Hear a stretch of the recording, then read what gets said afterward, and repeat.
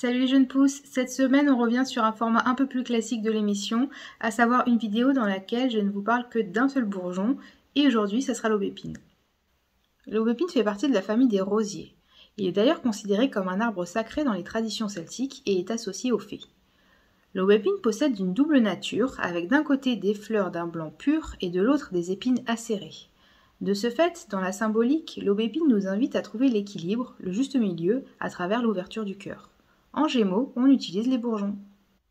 L'aubépine, c'est vraiment le bourgeon du cœur. Il va le protéger, le soutenir, le régénérer et on va pouvoir le recommander dans diverses situations. L'aubépine va se présenter comme un régulateur du rythme cardiaque et avec l'accord du médecin, on va pouvoir le recommander dans les cas d'arythmie fonctionnelle, palpitations, tachycardie, extrasystole.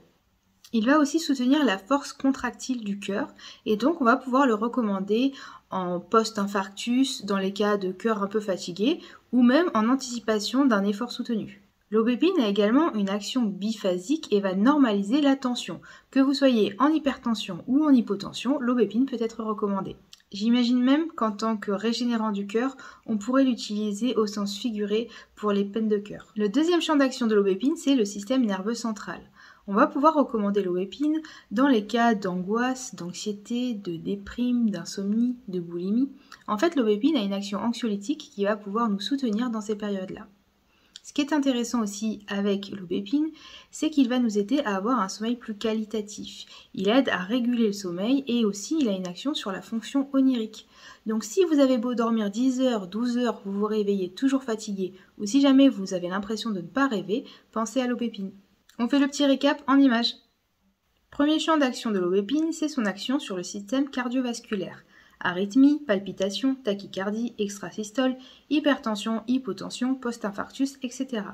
Selon le travail que l'on souhaitera effectuer, on pourra l'associer au maïs ou au lilas. Deuxièmement, l'aubépine a une action sur le système nerveux.